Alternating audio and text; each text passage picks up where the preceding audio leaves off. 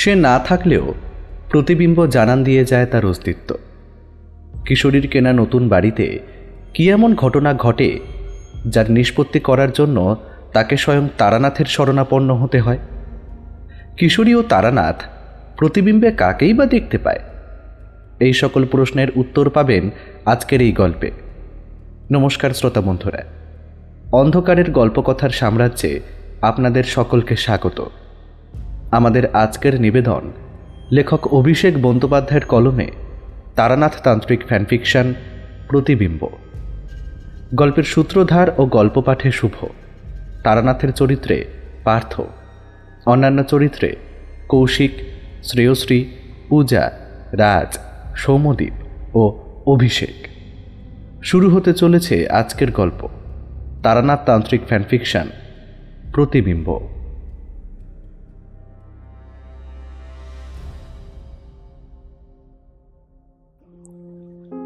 কিশোরীর মুখ সেদিন বেশ উজ্জ্বল। দীর্ঘ 14 বৎসর ভাড়া থাকার পর 7 দিন আগে সে বেনেটোলা লেনে একটা আস্ত বাড়ি কিনে ফেলেছে। বাড়িটা পুরনো, সাবেক ধাঁচের একটা দোতলা বাড়ি। 7 দিন ধরে যুদ্ধকালীন তৎপরতায় দিবারাত্রি রাজমিস্ত্রি লাগিয়ে বাড়ির বাইরের পলেস্তরার কাজ, অন্দরের দেওয়ালগুলি নতুন সব রং করিয়েছে। বৈঠকখানায় নতুন খাট করেছে আড্ডা দিতে বসার জন্য। একটা মজলিসি গড়গড়াও কেনা হয়েছে। এই 7 দিন ধরে অফিস কখনো ছুটি আবার কখনো আজ ছুটি নিয়ে লাগাতার আমিও কিশোরীর সাথে লেগে পড়েছিলাম। কিশোরী সেনের সাথে আমার বন্ধুত্ব এই বছর 2 হলেও আমাদের বন্ধুত্ব দিন দিন সুদৃঢ় হয়েছে। আজ কিশোরীর সঙ্গে আমারও বেশ খুশির দিন, কারণ এই বাড়িটা কেনার পরই কিশোরীর সংসার পাতবে এমন একটাই কথা হয়ে রয়েছে। আমার স্ত্রীও কিশোরী ঠাকুরপুর বিয়ে দেওয়ার জন্য বিশেষ উৎসাহী, কারণ তাতে তার আড্ডা দেওয়ার জন্য একটা সঙ্গিনীও জুটে যাবে। যদিও কিশোরী বয়সে আমার থেকে বছর 3 ছোট, তবুও বয়সের এই তফাৎ আমাদের বন্ধুত্বে বিশেষ একটা বাধা হয়ে দাঁড়ায়। আজ দুজনে গাঁদা ফুলের মালা দিয়ে ঘর সাজাচ্ছি। এক দারুণ আনন্দ ও উদ্দীপনায় দুজনের মন আজ নাচছে, কারণ কিশোরীর গৃহপ্রবেশের অনুষ্ঠানে আজ যে অতিথিরা আসবেন তার মধ্যে অন্যতম হলেন তারানাথ চক্রবর্তী, যাকে সবাই তারানাথ জ্যোতিষী বা তান্ত্রিক হিসেবেই চেনেন। তিনি কিশোরীর গৃহপূজাটা করবেন। বিগত 2 বছর ধরে তারানাথের বাড়িতে আমাদের আসা যাওয়া, তার বিচিত্র অভিজ্ঞতার গল্প এবং ভরাট কণ্ঠের পরিমার্জিত উপস্থাপনা আমাদের শ্রোতা মননে বিশেষ ছাপ ফেলে দিয়েছে। যদিও ছটফটে কিশোরী ঘোরতর নাস্তিক বা বাচাল প্রশ্নের জন্য তারানাথের বিশেষ বিশেষণের শিকার হয়েছে, প্রায় প্রতিটি গল্পের মাঝে এই কিশোরী তার যুক্তিবাদী পেঁচাল পেরে তারানাথের কাছে নাস্তিক, ফিচেল, পাষণ্ড এইসব উপাধিতে ভূষিত হয়েছে। তবে রাগ করলেও তারানাথ কখনো আমাদের নিরাশ করেননি। শুনিয়ে গেছেন তার জীবনের একের পর এক অবিশ্বাস্য সব অভিজ্ঞতা। এতদিনে বহুবার আমন্ত্রণ সত্ত্বেও তারানাথ কখনো আমাদের দুজনের বাড়িতে আসেন। কখনো যজমান আসবে, কখনো চারির পড়াশোনা, কখনো শরীর খারাপ, এই বলেই কাটিয়ে দিয়েছে। কিন্তু কিশোরী 7 দিন আগে বাড়ি কেনার খবর দিয়ে আর তারানাথকে বাড়িতে গিয়ে যখন আমন্ত্রণ করল, তারানাথ ওকে স্থির দৃষ্টিতে কিছুক্ষণ দেখল, তারপরে বলল, বেশ, যাব। ঠাকুরমশাই, আপনার পায়ের ধুলো না পড়লে আমার বাড়ি কেনা কিন্তু সার্থকই হবে না। বাড়ি কিনেছ, খুব আনন্দের কথা। কথা হচ্ছে বাস্তু দেখে নিয়েছ তো? কিশোরীর নিস্তব্ধতা দেখে তারানাথ বলল, বুঝলাম, নিশ্চয়ই নাওনি। নাস্তিক বলে কথা, নাস্তিকের আবার গৃহ পুজো। সে যাকে, আসবো কোন। তবে একা যাব না, আমার এক ভাগিনাও যাবে। নিশ্চয়ই নিশ্চয়ই, সবাই মিলেই আসুন না, চারিকেও সাথে আনবেন। না, চারির যাওয়া হবে না। তোমরা তো জানো ওর বিবাহ আর মাসখানেক পরেই, তাই এখন আর বিশেষ বাইরে বের হতে দিচ্ছি না। আচ্ছা বেশ, তবে আপনাকে কিন্তু একটা গৃহ শান্তির পুজো করে দিতে হবে। সে হবে ক্ষণ, একটা ফর্দ করে দিচ্ছি, জিনিসগুলো কিনে নিও। আর কি? বুড়ো বামুনটার দক্ষিণায় কিছুটা দাক্ষিণ্য দেখিও। সৎ গৃহস্বামী মাত্রই তাই করে, কি অশ্বিনী, ঠিক বললাম তো? আপনি তারানাথ, আপনি কি ভুল বলতে পারেন? আজ সেই দিন এসে পড়েছে। পুজোর সময় বেলা 10 ঘটিকায়, যেমনটা তারানাথ বলে দিয়েছে। জোগাড়যন্ত্র সব শেষ। কিশোরীর মা ননিবালা দেবী এসেছেন দেশের বাড়ি থেকে। এছাড়া আর আসার কেউই নেই। কিশোরীর বাবা নেই, আর কাকা পরিবার নিয়ে উড়িষ্যাতে থাকে। কাজেই নিমন্ত্রিত বলতে সস্ত্রীক আমি, তারানাথ ও তার ভাগিনা এবং কিশোরীর আপিসের জনা কয়েক সহকর্মী। সকাল সকাল দরজার কড়া নড়ে উঠতেই কিশোরী ব্যস্ত হয়ে সদর খুলতে গেল, সঙ্গে আমিও গেলুম। দরজা খুলতেই তারানাথ হাসি মুখে নমস্কার জানাল। এতদিন তারানাথের মুখে জ্ঞানের আভিজাত্য দেখেছি, আজ দেখলাম পোশাকের আভিজাত্যেও সে কম যায় না। চুনট করা ধুতি, কাজ করা তসরের পাঞ্জাবি আর গলায় ঝোলানো উত্তরীয় সে সজ্জিত। চোখে সোনালি ফ্রেমের চশমাও রয়েছে, হাতে একটা বড় দইয়ের হাঁড়ি। চালকলা বাঁধা বিদ্যের পুরুষ যে সে নয়, তা আমরা অনেক দিনই জানি। আসুন ঠাকুর মশাই, আপনাকে সুস্বাগতম। কিশোরী ব্যস্ত হয়ে পড়ল, গঙ্গা জল ঘটি করে ছড়িয়ে তার পথ করে দিতে লাগলো। তারানাথ ইতস্তত করে বলল, দূর পাগল, গঙ্গার জল ছিটিয়ে ভগবানের পথ করে নিতে হয়। আমি সামান্য মানুষ, আর পায়ে গঙ্গার জল ছিটিও না, ওতে গঙ্গা জলের অপমান হয়। কিন্তু কথায় আছে না, দুর্গ্রহে দুর্মতি। কিশোরী স্বভাবসুলভ ভঙ্গিতে হেসে তাকে প্রশ্ন করল, আচ্ছা ঠাকুর মশাই, তাহলে ধরুন যারা স্নান করার জন্য গঙ্গায় নামে, তারা তো গঙ্গার জলে পা দিয়েই নামে, তাদেরও কি পাপ লাগে? আমি প্রমাদ গুনলাম। এই বুঝি তারানাথ রেগে চলে যায়। কিন্তু তারানাথ আজ যেন এক প্রসন্ন মূর্তি অভিভাবক। সে কিশোরীর পিঠে পিতৃসুলভ স্নেহাস্ত করে বলল, আলবাদ লাগে। গঙ্গা স্নানের অনেক নিয়ম থাকে। গঙ্গায় স্নান করলে কৃতকর্মের পাপ একটু একটু করে ধৌত হয়। তাই গঙ্গায় নামার আগে শুদ্ধ মনে মা গঙ্গাকে ডেকে আগে বলতে হয়, হে মা গঙ্গা, তোমার পবিত্র ধারায় স্নান করে আমি পাপ মুক্ত হতে চাই, আর তোমার পবিত্র জলে পা ছুঁয়ে আমি অবতরণ করছি, আমায় ক্ষমা করো। কিন্তু মানুষ এত কিছু জানেই না, তাই অজান্তেই কৃতকর্মের পাপের বোঝা তাদের অজান্তেই বৃদ্ধি হয়। আপনার ভাগিনা আসবে বললেন, কই সে তো এলো না? আজ ভোরের ট্রেনে রওনা দিয়ে দিয়েছে, বিকালেই কলকাতায় পৌঁছাবে। ও, তিনি বুঝি এখানে থাকেন না? না, সে এখন জমিদারি দেখাশোনার কাজে মুঙ্গেরে আছে। বড় ভাগ্নে অসুস্থ, জমিদারি ওই দেখাশোনা করে, তবে আস্তে আস্তে তাকেও কিছুটা কাজ শিখে নিতে হচ্ছে। ওহো, দেখো দেখি, আপনাকে নিয়ে সেই তখন থেকে বাইরে দাঁড়িয়ে আছি। আসুন আসুন, ঘরের ভেতরে আসুন ঠাকুর মশাই। তারানাথ ঘরে ঢুকতেই ননিবালা দেবী গলায় আঁচল জড়িয়ে তাকে প্রণাম করতে গেলে তারানাথ তাকে ধরে ফেলল। বলল, ছেলের কি সাধ্য আছে মা যে সে মায়ের প্রণাম নেয়? তুমি তো আশীর্বাদ করবে আমাদের। কল্যাণ হোক বাবা তোমার। আমার স্ত্রী যশোধরা তারানাথের পায়ের ধুলো নিল। তারানাথ তাকে আশীর্বাদ করে একটা চকচকে 5 টাকার নোট তার হাতে দিয়ে বলল, এটা রাখো বৌমা, তোমার কর্তা তো জীবনে তোমার মুখ দেখাতে আর এই বুড়োর বাড়িতে তোমাকে নিয়ে গেল না। ওনার মুখে তো শুধু আপনার নাম শুনি। আপনি যে গল্পগুলি বলেন সেগুলো সবই আমার ওনার মুখ থেকে শোনা। কারণ যেদিনই উনি আর কিশোরী ঠাকুরপো আপনার বাড়ি যান, আমিও বাড়িতে উদগ্রীব হয়ে বসে থাকি কখন উনি ফিরবেন, আর আমিও আপনার অভিজ্ঞতার গল্প শুনে নেব।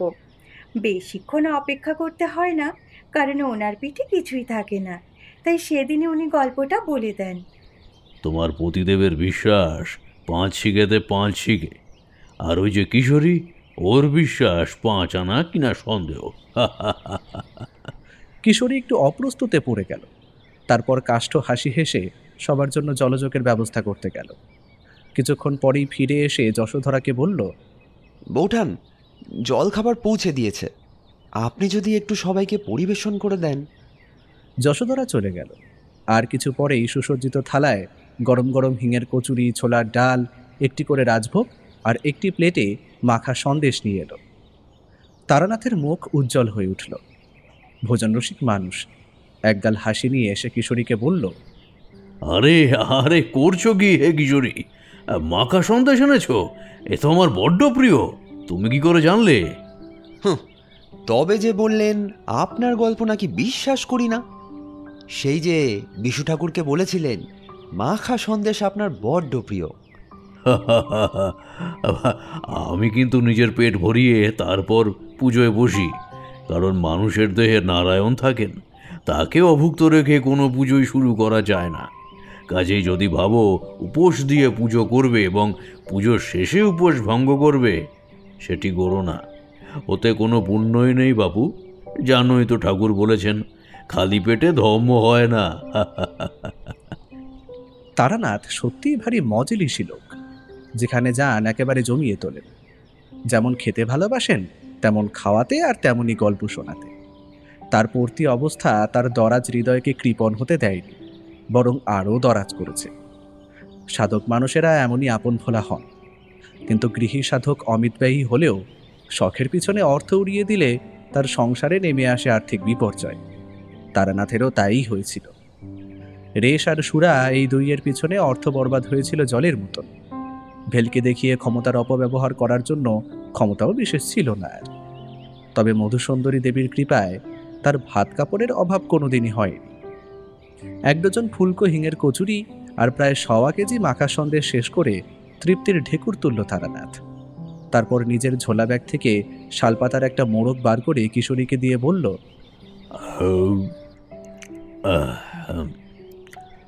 এই নাও মধুসুন্দরী দেবীর আশীর্বাদী ফুল, আর পুজোর ঘরটা আমায় একটু দেখিয়ে দাও তো।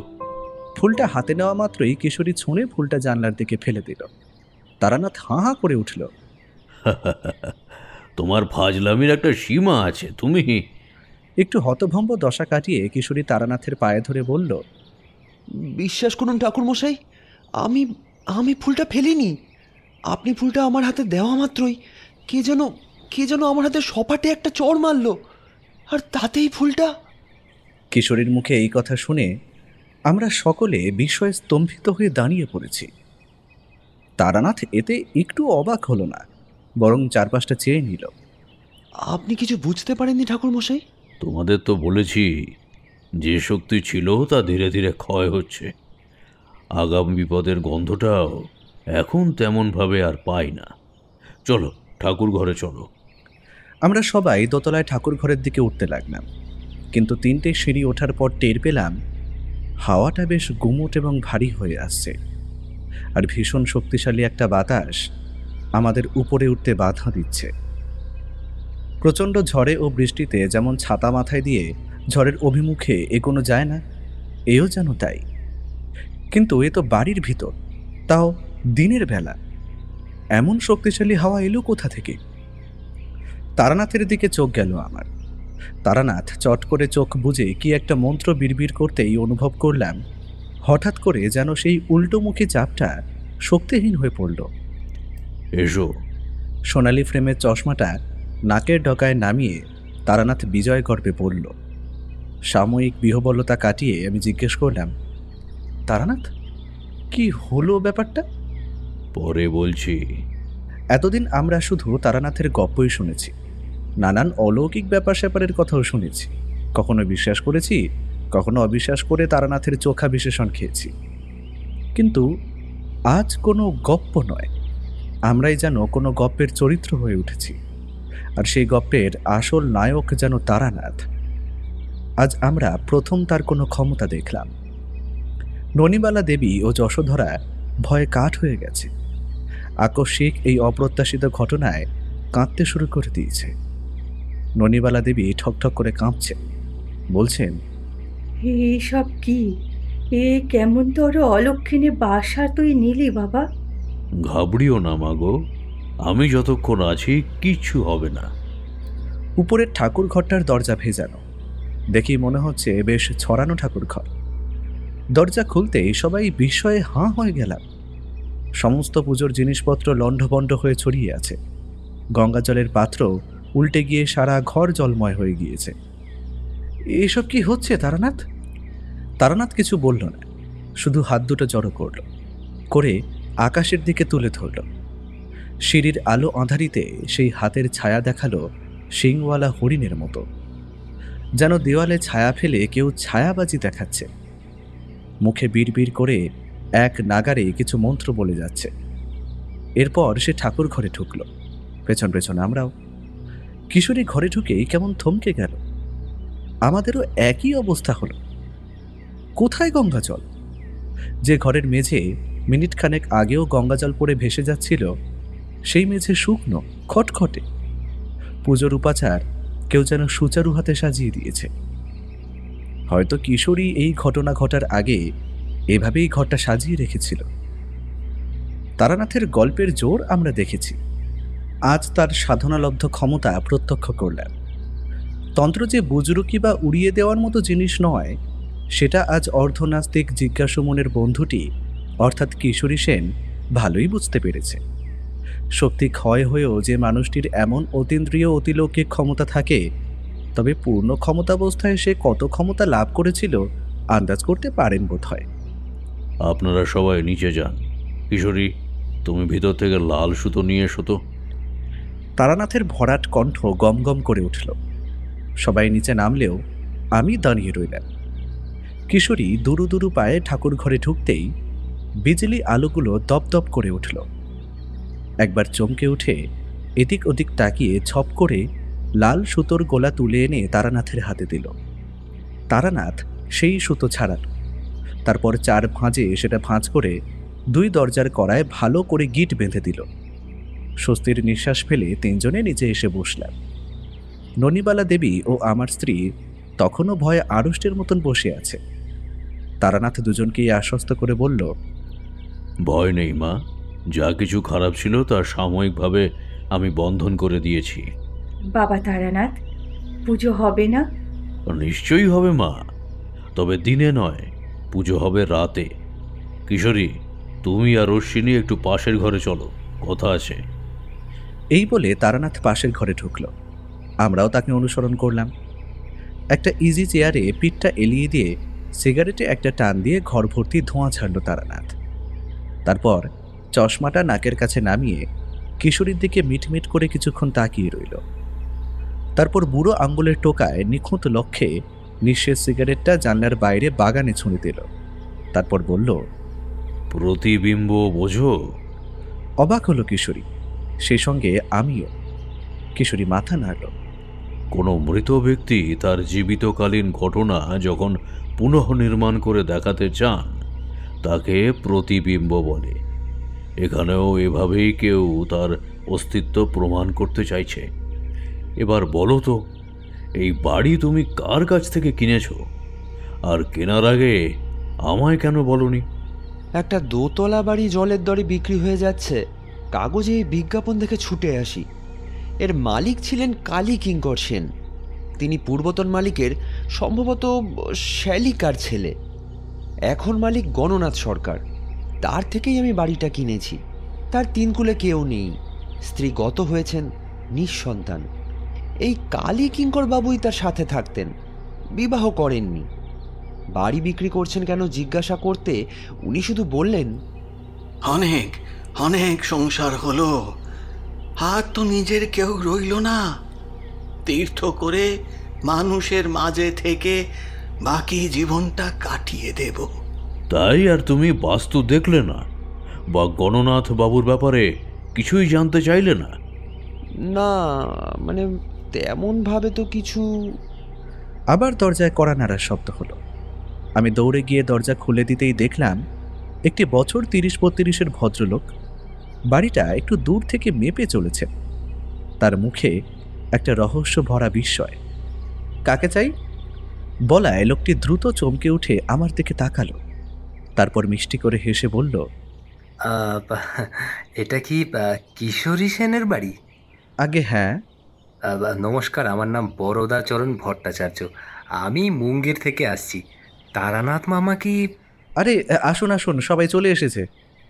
ভদ্রলোক যে সত্যি জমিদার বংশের সেটা তার পোশাক দেখেই বোঝা যাচ্ছে।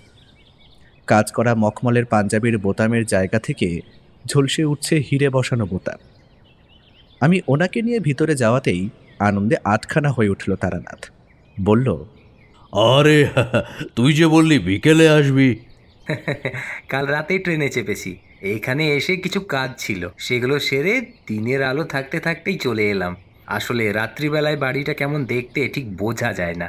আর তুমি তো আমার বদ অভ্যাস একটু আধটু জানো, তাই না মামা? বদ অভ্যেস? বাবুর ভূত আর অলৌকিকের বিষয়ে ভীষণ আগ্রহ, বেশ কয়েকবার সাক্ষাৎও পেয়েছে, তাই ওর বন্ধুরা ওকে প্রেত সন্ধানী বলে ডাকে। You actually believe in ghosts? শুধু আমি কেন, আপনারাও বিশ্বাস করবেন। জানেন মিস্টার সেন, আপনার বাড়িতে কড়া নাড়ার আগে অনেকক্ষণ বাইরে দাঁড়িয়ে বাড়িটা খুঁটিয়ে খুঁটিয়ে দেখছিলাম। আমি তখন এমন কিছু দেখলাম যেটাকে সম্ভবত প্রতিবিম্ব বলে। প্রতিবিম্ব?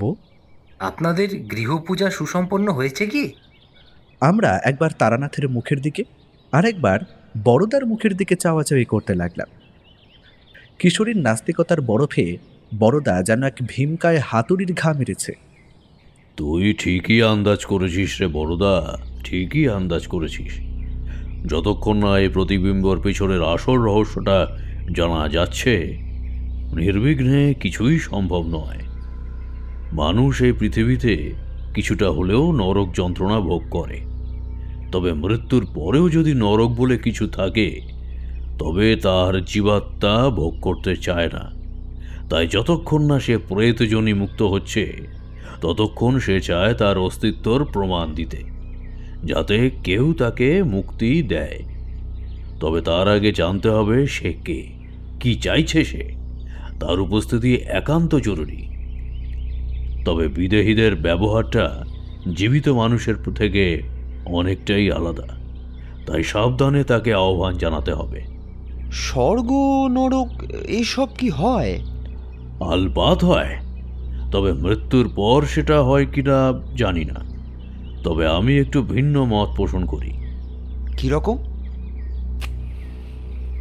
এই যে ধরো চারপাশের মানুষ দেখছো, এদের মধ্যে কেউ আজীবন সুখ ভোগ করে, তাদের শান্তি আছে, অর্থ আছে, সামাজিক প্রতিপত্তিও আছে।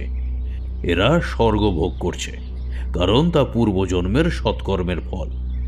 আবার দেখো কারো আমৃত্যু কষ্টভোগ, জীবনে শান্তি নেই, বহু চেষ্টাতেও অর্থ আয় কিছুই নেই, অর্থ এলেও তা থাকে না, রোগ ব্যাধি অশান্তিতে ভর্তি জীবন, মৃত্যুকাল পর্যন্ত যন্ত্রণা। এরা নরক ভোগ করছে, কারণ পূর্বজন্মে এদের অসৎকর্ম ছিল। মানুষকে বারংবার জন্ম মৃত্যুর এই বাঁধা চকেই এখানে আসতে হয়, আর তার কর্ম অনুযায়ী ফলও ভোগ করতে হয়। আমি আর কিশোরী হাঁ করে মাথা নাড়লাম শুধু। এ লোক তন্ত্র সাধনা করেন ঠিকই, কিন্তু যুক্তি দিয়ে কথা বলেন, যা থেকে বোঝা যায় এর বিদ্যে এবং অভিজ্ঞতা প্রশ্নতীত। এখন তাহলে কি করতে হবে তারানাথ? সেই প্রতিবিম্বকে আহ্বান করতে হবে। তার আগে বৌমা ও মা ঠাকুরুনকে এখান থেকে সরিয়ে দিতে হবে। নারীদের মন পুরুষ অপেক্ষা হয় দুর্বল, তাই প্রেতাত্মা তার শরীরে আশ্রয় করতে পারে। বেশ তো, মাসিমার যশোধরাকে আমি আমার বাড়িতে রেখে আসছি। যতদিন না পুজো হয় আর এই পরিস্থিতি ঠিক হয়, মাসিমা তো আমার মায়ের মতোই আমার বাড়িতেই থাকবেন। তুমি আমায় নিশ্চিন্ত করলে ভাই, সত্যি বড় চিন্তায় পড়ে গিয়েছিলাম। আরে এ আর এমন কি, তুমি নিশ্চিন্তে থাকো আর বিপদ মুক্তির চিন্তা করো, বেশি কাজ হবে। আর দেরি করলাম না, দুপুরের ভোজন সেরে দুজনকে একটা রিক্সা করে দিলাম।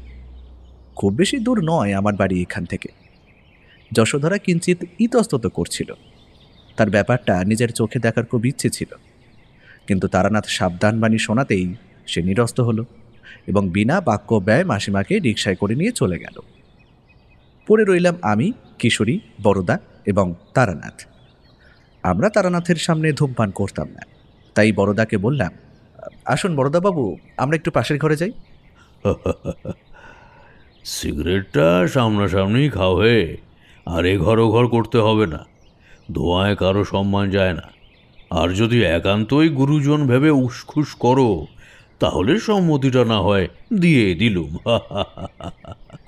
সম্মতি পাওয়া মাত্রই প্যাকেট থেকে 3টে সিগারেট 3 জনের ঠোঁটে উঠল এবং অগ্নি সংযোজিত হয়ে জ্বলতে লাগলো। এ যেন সেই প্রবাদ, বামন গেল ঘর, তো লাঙল তুলে ধর। এমন বামন যদি ঘরে না গিয়েই লাঙল তুলে ধরার অনুমতি দেয় তবে আর পায় কে? সিগারেটে সুখ টান দিয়ে বড়দা বলল, কি করবে তবে তারা মামা? তারানাথ উঠে গিয়ে পেছনে হাত দিয়ে গম্ভীর মুখে পায়চারি করতে লাগলো, যেন গভীর কোনো চিন্তায় সে হঠাৎই নিমগ্ন হয়ে পড়েছে। এই বড়দা, তুই কি মাধ্যম হতে পারবি? মানে যদি তোর কোনো আপত্তি না থাকে। আলবাত পারবো, তবে চিন্তার বিষয় এটাই, জীবনে বহুবার আমি বহু অশরীরীর সম্মুখীন হয়েছি, কিন্তু কেউ কোনোভাবে আমার দেহকে আশ্রয় করার চেষ্টা করেনি। সেটা বোধহয় আমার মনের জোর ও অকুতভয়তার কারণে। আসলে আমি বেশ বুঝেছি এরা মানুষের ওই সবলতা দুর্বলতা হয়তো খানিকটা আন্দাজ করতে পারে, তাই অপেক্ষাকৃত দুর্বল চিত্তের মানুষ প্রেত যোনির শিকার হয় বেশি। লোহার দরজা ভেঙে ঢুকে পড়া যতটা শক্ত, বেড়ার দরজা ভেঙে ঢুকে পড়া ততটাই সোজা। তাই ভাবছিলাম। কথাটা তুই ঠিকই বলেছিস। ভয় পেলে এরা আরও জেঁকে বসে। এটা আমি সব সাধনার সময় বেশ টের পেয়েছিলাম। থামল তারানাথ। কিশোরী মুখে চাপা দিয়ে একটু হাসির চেষ্টা করতেই সেটা তারানাথের নজর এড়ালো না। সেদিকে তাকিয়ে সে বলে উঠল, তাহলে কিশোরীকেই মাধ্যম করা যাক নাকি? কি বলো সবাই? হাওয়া বেরিয়ে বেলুন হঠাৎ চুপসাতে শুরু করলে যেমন হয়, কিশোরী যেন তেমনই গুটিয়ে গেল। তুতলে উঠে সে বলল, হ্যাঁ, আমি মানে আমি হ্যাঁ তুমি, হ্যাঁ নাস্তিক পিছেল তুমি। তবে ভয় পেও না, তারানাথ থাকতে কেউ তোমার কোনো ক্ষতি করতে পারবে না। ওইটুকু ক্ষমতা মধুসুন্দরী দেবীর কৃপায় আর নিত্য সাধনায় আমি আয়ত্ত করেছি। তবে এই চেষ্টা করার পরেও যদি সে না আসে, তবে তন্ত্রের শক্তিতে তাকে আহ্বান জানাতে হবে। সারাদিনের এই ধকলের পরে এত কিছু ঘটনায় আমাদের চিত্ত চঞ্চল হয়েছে। এসো এসো, চোখ মুদ্রিত করে কিছুক্ষণ একাগ্র চিত্তে ধ্যান করি। ধ্যান করলে মন শান্ত হয়, তাতে আজকের ক্রিয়াতেও অনেকটাই উপকার হবে। এসো। এই বলে তারানাথ পদ্মাসনে বসে দুই হাতের পাতা নাভির নিচে একে অপরের উপস্থাপন করল। তারপর চোখ বুঝল। আমরা উসখুস করছি, বড়দাও তাই করল। আমি আর কিশোরী মুখ চাওয়াচাওয়ি করছি। বেশ কিছুক্ষণ পরে দেখলাম তারানাথের যেন বাহ্য জ্ঞান লোপ পেয়েছে।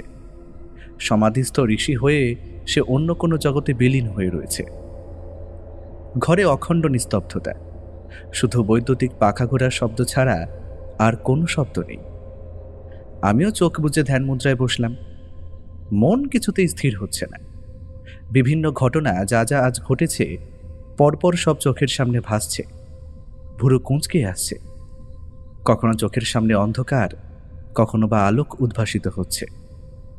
মনে মনে একটা শিবমূর্তি কল্পনা করে ওটাই মানুষ চক্ষে দেখতে চেষ্টা করতে লাগলাম। তাতেই ফল হলো। কোন গভীরে যেন তলিয়ে যেতে লাগলাম। চমকে উঠলাম তারানাথের ডাকে, অশ্বিনী ওঠো, কিশোরীকে দেখতে পাওয়া যাচ্ছে না। আমি আর বড়দা তন্ন তন্ন করে খুঁজলাম, কিন্তু ও কোথাও নেই। চোখ মেলে দেখি ঘরে আলোর একটি রশ্মিও নেই। সন্ধ্যা শেষের মুখে ঘরে আলো পাখা কিছুই জ্বলছে না। বিদ্যুৎবিহীন গোটা পাড়াটা। রাস্তার গ্যাসের বাতিস্তম্ভগুলো আঁধারে নিমজ্জিত হয়ে আছে। এতক্ষণ ধ্যানমগ্ন হয়ে পড়েছিলাম।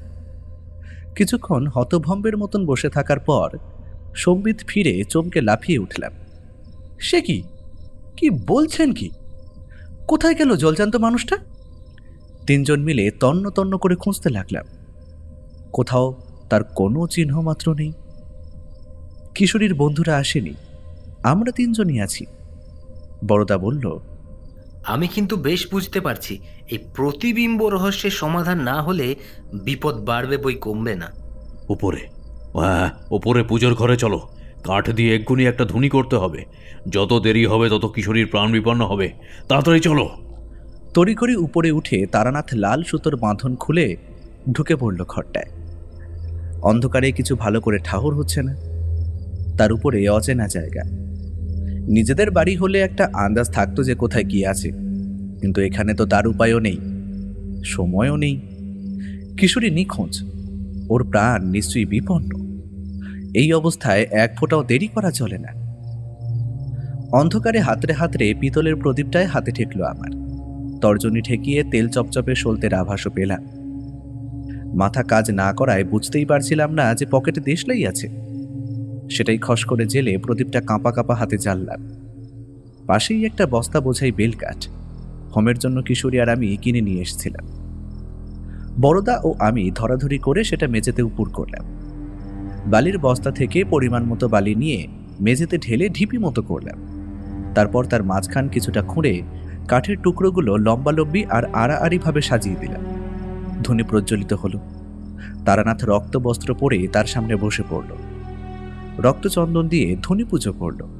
তারপর বলল, কেউ এখান থেকে এক পাও নড়বে না আমি বলা না পর্যন্ত।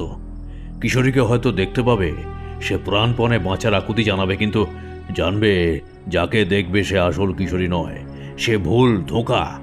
তোমাদের আকৃষ্ট করতে চাইবে, ডাকবে, সাড়া দেবে না, পাও বাড়াবে না। পা ফসকালেই নিশ্চিত বিপদ। অতএব স্থানুর মতো দাঁড়িয়ে রইলাম। বহু ভৌতিক সংসর্গ পাওয়া বড়দাও চুপ করে দাঁড়িয়ে রইল। তারপরে বলল, আপনাকে প্রতিবিম্বর কথা বলছিলাম না, দেখুন সে দেখা দেয় কিনা। গড়গড় করে তারানাথ দুর্বোধ্য মন্ত্র আওড়াতে লাগলো। ঘরের পরিবেশ এতটাই ভারী হয়ে এলো, একসময় নিঃশ্বাস নেওয়াও দায় হয়ে উঠল।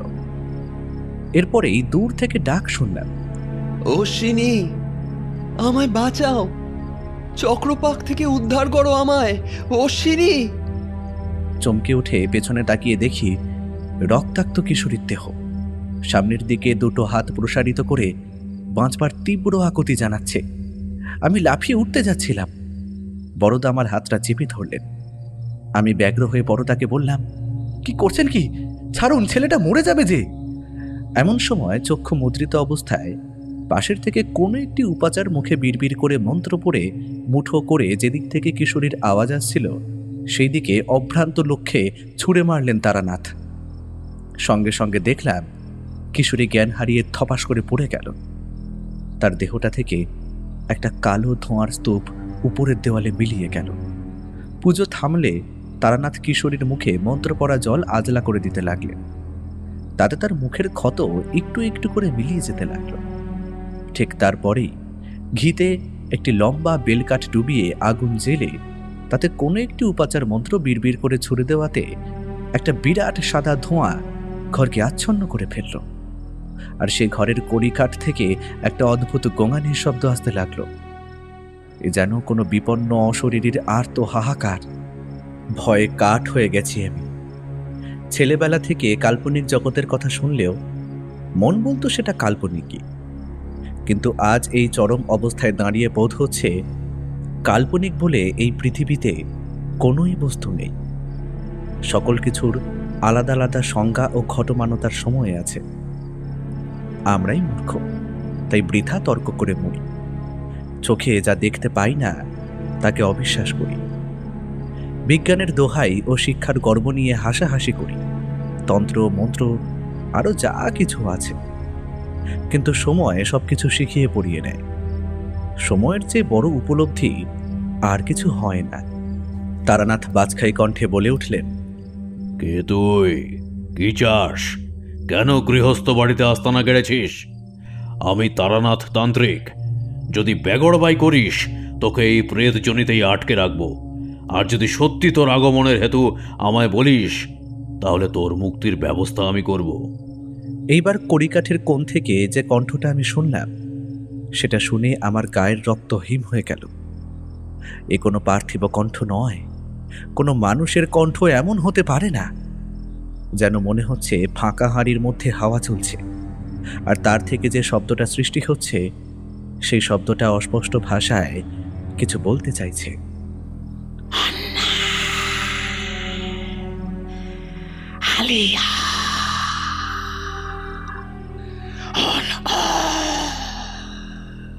এমন বিচিত্র শব্দ এই কড়িকাঠের উপর থেকে ভেসে আসছে। তারপর এই দেওয়ালে দুটো ছায়াবাজি শুরু হলো। একটি মানুষের ছায়া জীর্ণ ও শীর্ণ, আর একটি ছায়া দীর্ঘকায় ও বলবান। বলবান ছায়াটির হাতে এক তারা কাগজ। সে কিছু একটা করতে চাইছে শীর্ণকায় ছায়াটির সাথে। সেই শীর্ণকায় ছায়াকে দিয়ে কিছু একটা লিখিয়ে নিতে চাইছে। সে প্রবল আতঙ্কে মাথা নাড়ছে। কোনো কিছু একটা লেখালেখি শেষ হয়ে যাওয়ার পর সেই বলবান ছায়াটি সেই জীর্ণ ছায়াটির কণ্ঠনালী চেপে ধরল। প্রবল মৃত্যু বিক্ষেপে বেশ খানিকক্ষণ ছটফট করল সেই জীর্ণকায় ছায়া, তারপর স্তব্ধ হয়ে পড়ে রইল কেদারাটির উপর। বলবান ছায়াটি সেই জীর্ণকায় ছায়াটিকে তুলে কোথায় একটা উঠে গেল। ছায়াবাজি তারপরেই বন্ধ হয়ে গেল। এরপর রইল কিছুক্ষণ অখণ্ড নিস্তব্ধতা। প্রথমে মুখ খুলল বড়দা। কিছু বুঝতে পারলে মামা ওই প্রতিবিম্ব দেখে? মনে হচ্ছে এই বাড়িতে কাউকে হত্যা করা হয়েছে। আত্মা মুক্তি না পেয়ে প্রতিশোধের জন্য প্রত্যাঘাত করছে। হে বিদেহী আত্মা, আমি বুঝতে পারছি আপনি আপনার সাথে ঘটা কুকীর্তির প্রতিশোধ নিতে চাইছেন, তবে আমরা কেউ তারা নই। আমি তারানাথ। আমি আপনাকে কথা দিচ্ছি, যে বা যারা আপনার মৃত্যুর জন্য দায়ী তাকে আপনার হাতে তুলে দেব দৃষ্টান্তমূলক শাস্তির জন্য। আপনি দয়া করে নির্দোষ মানুষদের উপর অত্যাচার করবেন না, এ আমার অনুরোধ।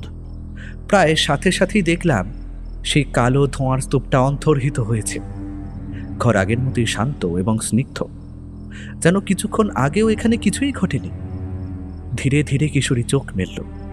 তার চোখে যেন অহল্লা স্থিরতা। উপরের ঘরের দরজা বন্ধ করে কিশোরীকে ধরে ধরে আমরা নিচের ঘরে এলাম। ঘটনার আকস্মিকতায় সে যে ভয়ঙ্করভাবে মানসিক বিপর্যস্ত হয়ে গেছে তা বিলক্ষণ বুঝতে পারছি সবাই। একটু জল খাও হে কিশোরী, দেখবে ধীরে ধীরে শরীর ঠিক হয়ে যাবে। অশ্বিনী, ওর জন্য এক ঘটি জল নিয়ে এসো তো। তারানাথের কথা শুনে তড়িঘড়ি আমি কিশোরীর জন্য ঘটি পূর্ণ করে জল নিয়ে এলাম। প্রায় এক নিঃশ্বাসে পুরো জলটা শেষ করল কিশোরী। এরপর ওর সম্পূর্ণরূপে সুস্থ হওয়ার জন্য অপেক্ষা করছি।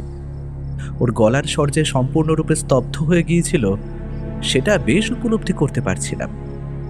জলের ঘটিটা হাতে নিয়ে এসে আমাদের পানে ইতিউতি অর্থহীন দৃষ্টিতে তাকিয়েছিল। এবার সে মুখ খুলল।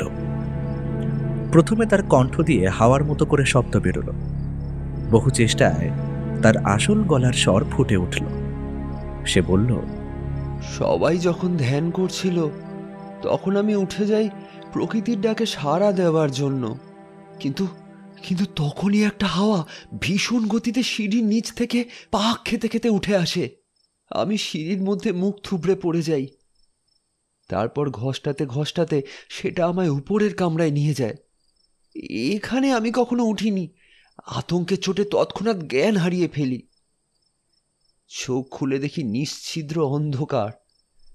এমন কোনো জায়গায় আমি বন্দি যেটা ঠিক শক্ত বাক্সের মতো। কোনো আলো হাওয়া ঢোকার জায়গা নেই, এমনকি মাথার উপরে আকাশটাও দেখা যাচ্ছে না। ধীরে ধীরে বুঝতে পারলাম যেখানে আমি বন্দি হয়ে আছি সেখানে শ্বাস নেওয়ার বায়ুটুকুও নেই। অতঃপর কিছুক্ষণের মধ্যেই আমার ভীষণ শ্বাসকষ্ট শুরু হলো। চোখ ঠেলে বেরিয়ে আসতে লাগলো। তারপর কি হলো জানি না, চোখ খুলে দেখলাম আপনারা তিনজন।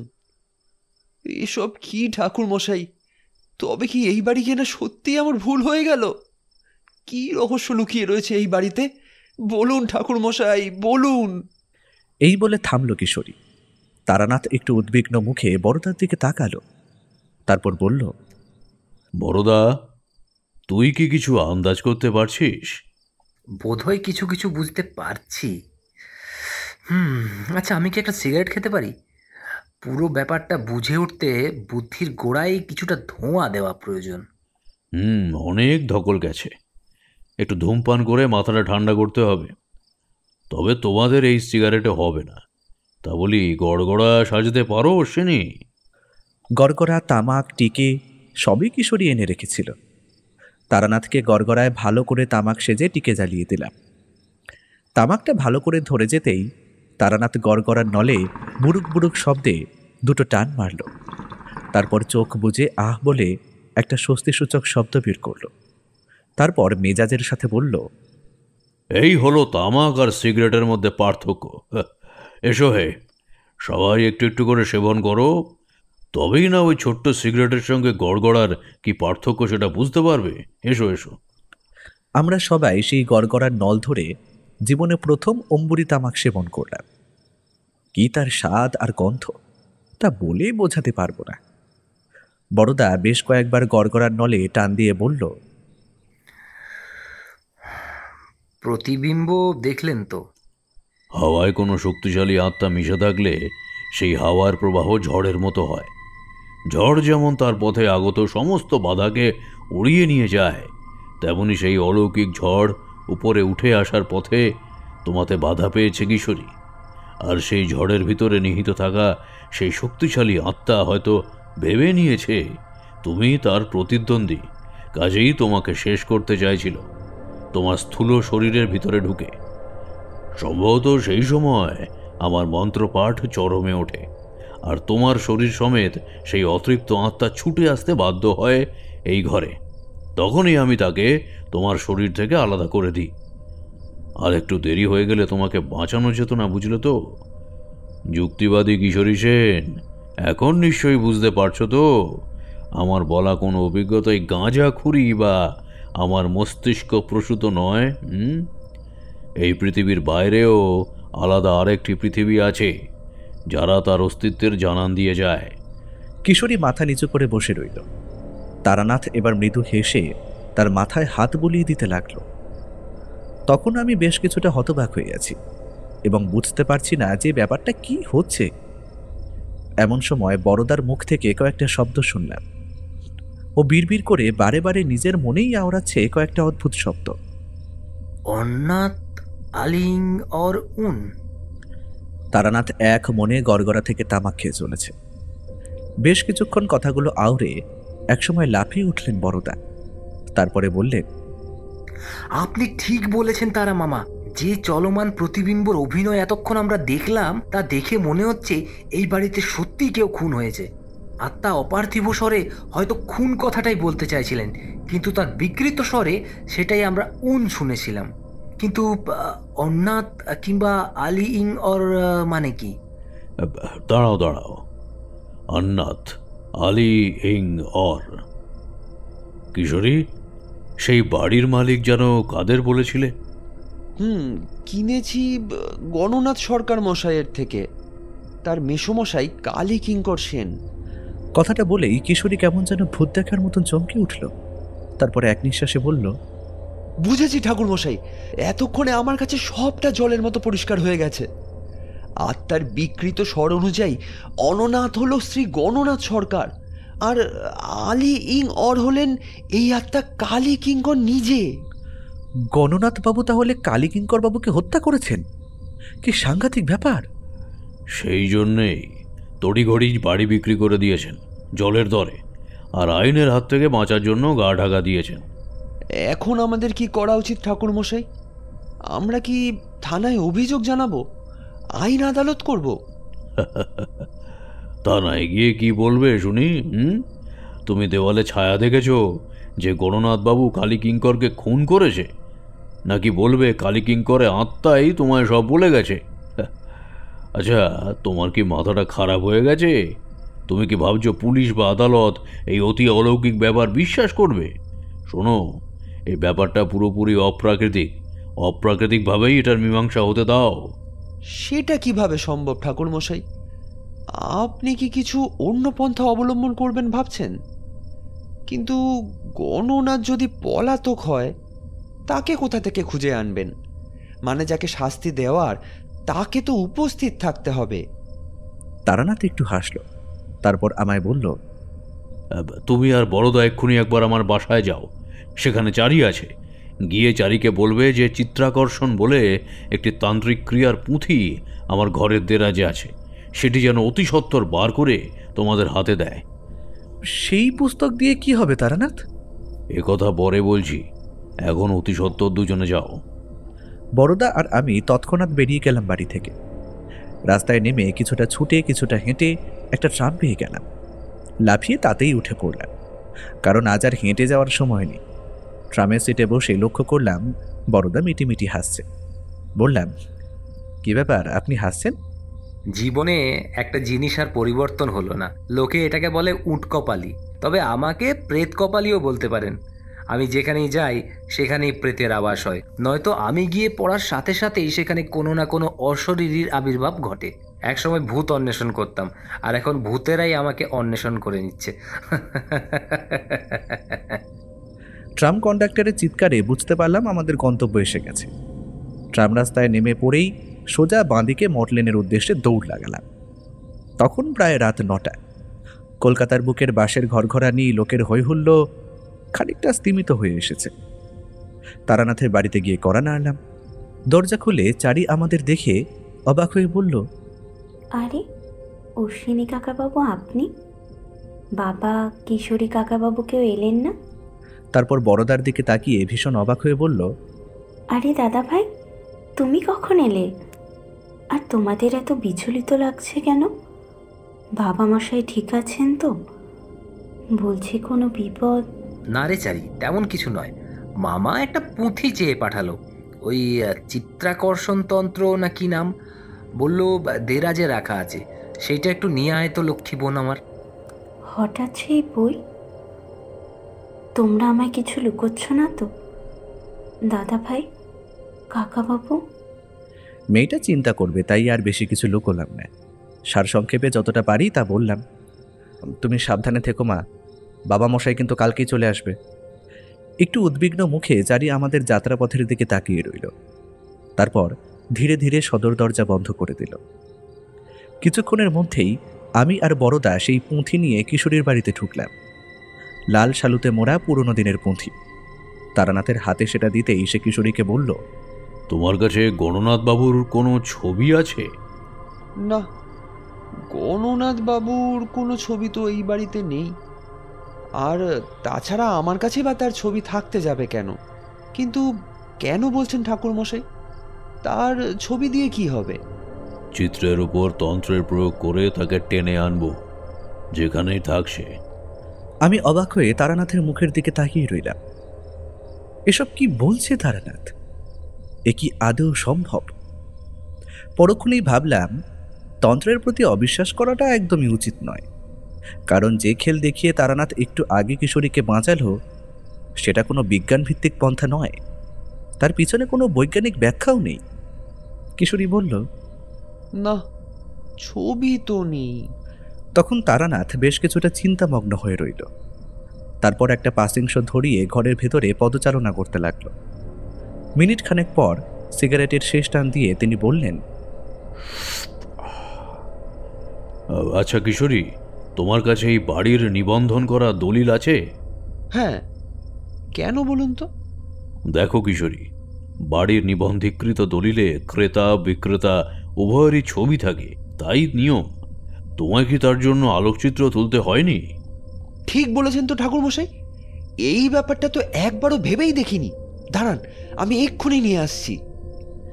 এই বলে কিশোরী পাশের কামরায় ঢুকে দেরাজ খুলে সেই দেরাজ থেকে নীল ফিতে মোড়া সেই দলিলটা নিয়ে এলো। প্রথমে বেরোলো কালীকিঙ্কর সেনের একটি দানপত্র। তাতে লেখা, গণনাথের সেবায় খুশি হয়ে এই বাড়িটি তিনি গণনাথকে দান করলেন। তারপর বিক্রয় দলিল, আদালতের শিলমোহর করে কাগজে মুক্তাক্ষরে লেখা, বিক্রেতার নাম গণনাথ সরকার, পিতা স্বর্গীয় নির্মলচন্দ্র সরকার। তার ঠিক পেছনেই ক্রেতার পরিচয়, কিশোরী সেন।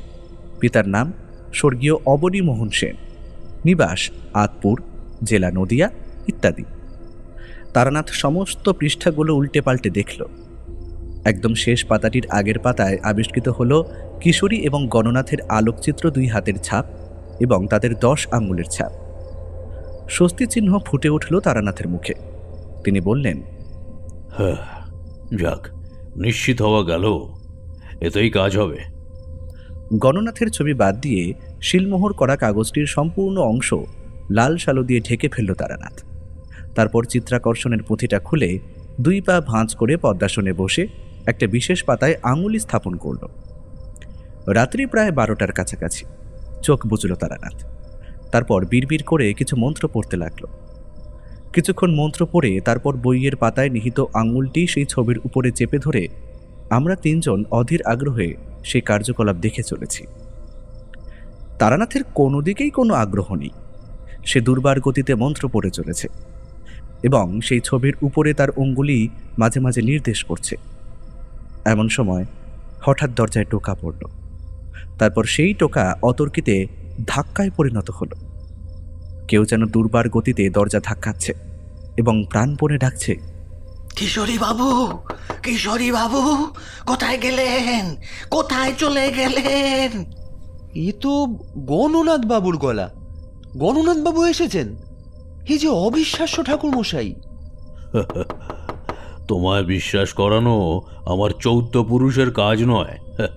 এখন যাও, দৌড় খুলে দাও।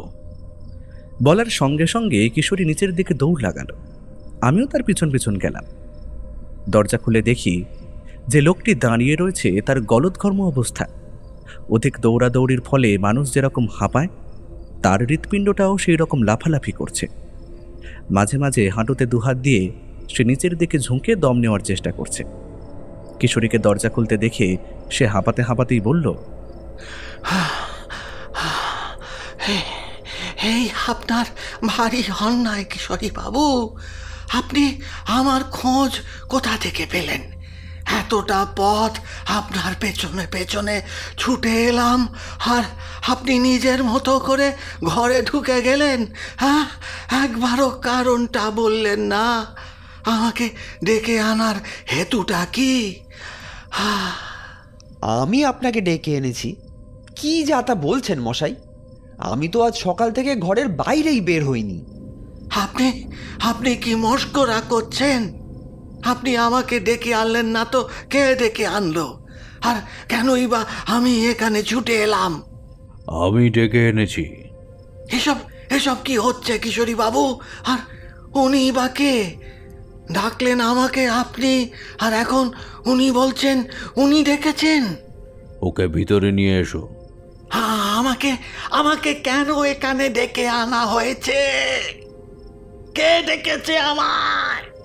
আপনাকে ডেকেছে কালী কিঙ্কর বাবু। আপনি নিশ্চয়ই চেনেন। আপনার মেসমশাই তো। কি কিছু মনে পড়ছে? গণনাথ আবার চিৎকার করে কিছু বলতে যাচ্ছিল, কিন্তু তার আগেই তার চোখ পড়ল দেওয়ালের দিকে। আর দেওয়ালের দিকে চোখ পড়তেই তিনি আতঙ্কে আঁতকে উঠলেন। দেওয়াল থেকে বেয়ে বেয়ে নেমে আসছে কালো রাত্রির অন্ধকারে স্তূপ দিয়ে গড়া একটা অবয়ব। তার কালো ধূম্র অঙ্গে চোখ, নাক, মুখের কোনো অস্তিত্বই নেই। গণনাথের মুখ এবার ফ্যাকাশে হয়ে গেছে। ভাঙা ভাঙা স্বরে তিনি বললেন, ও ও ওকে কিশোরী বাবু, ও ওকে। চিনতে পারছেন না? ইনি আপনার মৃত মেসমশাই কালী কিঙ্কর সেন। সম্পত্তির লোভে যাকে খুন করে চিলেকোঠার ঘরের দেওয়ালের মধ্যে বন্ধ করে দিয়েছিলেন। আমি আমি কিছু জানি না, আমি কিছু করিনি। সব সব মিথ্যে কথা, সব সব মিথ্যে কথা। আমি কিছু জানি না। না না, আমি কিছু করিনি। না না। আর কিছু বলতে হলো না। উপর থেকে ধোঁয়ার সেই অন্ধকারময় কুণ্ডলিটা একটা ঝড়ের মতো হাওয়ার রূপ ধারণ করল। ঘূর্ণিবেগে এসে গণনাথকে নিয়ে পাক খেতে খেতে উপরের দিকে উঠতে লাগলো। গণনাথ প্রাণ ভয়ে আর্তনাদ করতে লাগলো, কিন্তু সেই হাওয়া তাকে শূন্যে তুলে নিয়ে চলল একদম চিলেকোঠার ঘরে। সেখানে নিয়ে গিয়ে একটা থামের সামনে তাকে আছাড় মেরে ফেলে দিল। মাটিতে পড়ে গণনাথ খাবি খেতে শুরু করলেন। তার উপর যেন কেউ 20 মণ ওজন চাপিয়ে দিয়েছে। সে শ্বাস প্রশ্বাস নিতে না পেরে ভয়ঙ্কর রকমের ছটফট করতে লাগলো। তারপর হাত জোর করে প্রাণ ভিক্ষা চাওয়ার মতো করে বলতে লাগলেন, আমায় মেরো না, আমায় প্রাণে মেরো না মেসমশাই। আমি তোমায় খুন করেছি। আমি এ কথা স্বীকার করছি।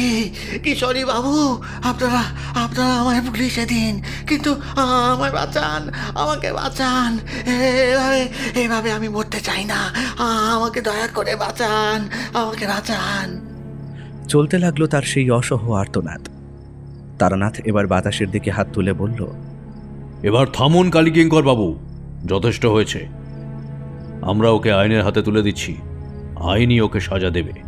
আর আমি আপনাকে কথা দিচ্ছি, আপনাকে আমি প্রেতজনের এই কাল গহ্বর থেকে মুক্তি দেবই। তারানাথের কথায় কাজ হলো। গণনাথ এবার ছিটকে একপাশে পড়লেন, যেন ওর বুকের উপরে যেটা চেপে বসেছিল সেটা ওকে মুক্তি দিল। তারানাথ গণনাথকে বলল, অন্যায় কখনো চুপ থাকে না গণনাথ বাবু। পাপ করে এই পৃথিবীতে কেউ পার পায়নি, আপনিও পেলেন না। আপনাকেও কর্মফল ভোগ করতেই হবে। প্রকৃতি যখন রুষ্ট হয় জানবেন, তখনই সে অপ্রাকৃতিক শক্তির জন্ম দেয়। বড়দা ও কিশোরী বেরিয়ে গেল থানায় খবর দিতে। কিছু পরেই তারা পুলিশ নিয়ে ফেরত এলো। গণনাথবাবু প্রাণ ভয়ে নিজেই সব স্বীকার করলেন। এবং দেখিয়ে দিলেন চিলেকোঠার ঘরে একটি দেওয়ালের এক পাশ। শাবল গাঁইতি দিয়ে দেওয়াল ভেঙে উদ্ধার হলো একটি অর্ধগলিত মানুষের মৃতদেহ। নিঃসন্দেহে ইনি এই বাড়ির আসল মালিক কালী কিঙ্কর বাবু। তার মাথায় চোট, গলায় 10 আঙুলের দাগ, চোখ দুটো শেষ দিকে দম বন্ধ হয়ে ঠেলে বেরিয়ে এসেছে। ভয়ঙ্কর দুর্গন্ধ। সম্পত্তির লোভে পাশবিক নৃশংসতার সাথে তাকে খুন করেছে। আমার গাটা একেবারে গুলিয়ে এলো। প্রবল দুর্গন্ধে পেটের সমস্ত আহার উঠে আসতে চাইছে।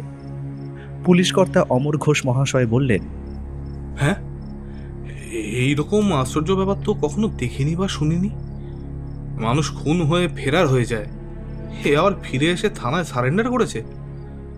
বাড়িটারি সব বেচে টাকা পয়সা নিয়ে পালিয়ে গিয়েছিল বললেন, তাই এলো কেমন করে? চিত্রাকর্ষণ করে। কে? কি করে? সেটা বললে কি আপনাদের বিশ্বাস হবে দারোগা বাবু? আইন কি অশরীরীর অস্তিত্বে বিশ্বাস করে? ধীরে ধীরে তারানাথ এবার ফিরল দারোগার দিকে। আলো আঁধারিতে এই প্রথম তারানাথের মুখটা দেখে দারোগা চমকে উঠল। কিছুক্ষণ ভেবে তারানাথের দিকে তাকিয়ে বলল, আপনি আপনি আপনি আপনি তারানাথ জ্যাঠামশাই না? হ্যাঁ, আমি সে। তুমি আমাকে চেনো নাকি? আমায় চিনতে পারছেন কাকাবু? তারানাথ বেশ কিছুক্ষণ তার মুখ পানে তাকিয়ে রইল, তারপর ব্যর্থ মাথা নাড়ল। দারোগা হেসে বলল, চিনতে না পারাই স্বাভাবিক। মনে পড়ে আজ থেকে 30 বছর আগে ময়নাগড় গ্রাম, বিরামখালী শ্মশান, মাধব ঘোষ, মনে আছে? তুমি কে হও তার?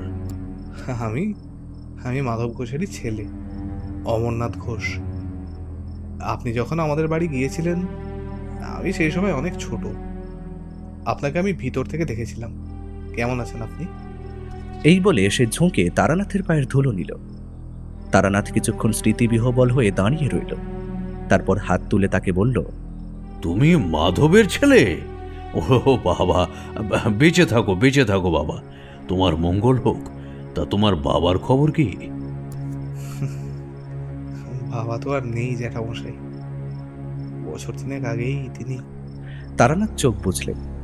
দুফোঁটা জল গড়িয়ে গেল তার চোখের কোল থেকে।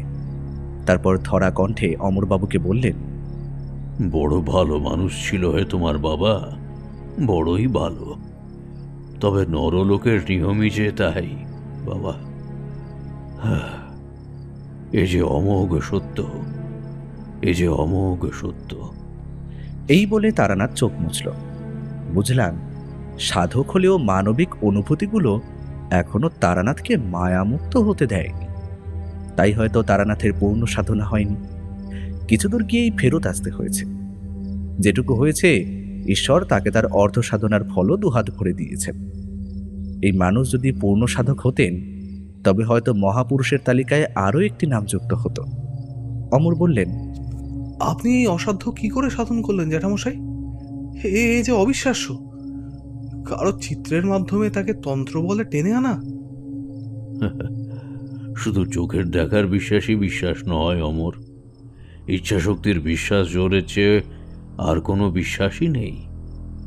আর কিছুটা বলতে পারো সাধনালব্ধ ফল, আর আমার আরাধ্যা মধুসুন্দরী দেবীর কৃপা।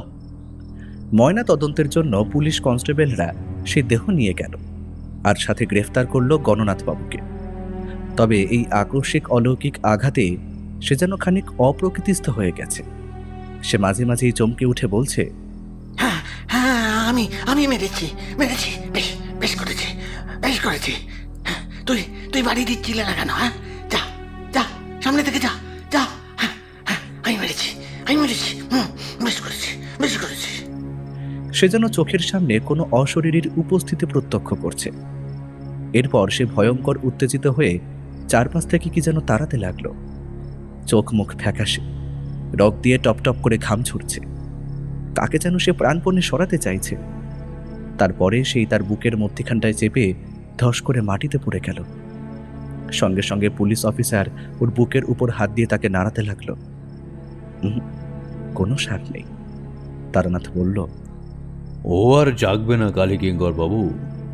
কালীকিঙ্কর বাবু তার মৃত্যুর প্রতিশোধ নিয়ে গেছেন। আমরা ফ্যাল করে তারানাথের দিকে তাকিয়ে রইলাম। বড়দা বলল, তাহলে শেষ পর্যন্ত প্রতিবিম্বের অবসান হলো? তারানাথ নীরবে মাথা নাড়ল। তারপর কিশোরীর দিকে তাকিয়ে রহস্যজনক হাসি হেসে বলল, কি হ্যাঁ কিশোরী, বলি এবার বিশ্বাস হলো তো?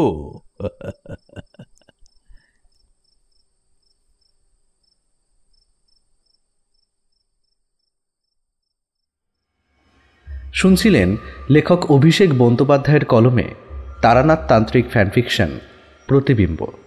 সম্পাদনা, ডিরেকশন এবং ভিডিওর ভিজুয়াল এফেক্টসে প্রায়ণ গোস্বামী। শব্দ পরিকল্পনা, মিশ্রণ এবং আবহ সৃষ্টিতে সাউন্ডস্কেপ। পোস্টার ডিজাইনে কৃষ্ণেন্দু মণ্ডল। কেমন লাগলো আজকের গল্পটি? ভালো লাগলে অবশ্যই আমাদের সাবস্ক্রাইব করে আমাদের সাথে থাকুন এবং লাইক ও কমেন্টের মাধ্যমে আপনার মতামত জানান। এরকম গল্প যদি আরও শুনতে চান তাহলে প্লিজ আমাদের কমেন্টের মাধ্যমে জানান। দেখা হবে নতুন কোনো গল্পে। ততক্ষণের জন্য শুভরাত্রি। ভালো থাকবেন এবং সকলকে ভালো রাখবেন।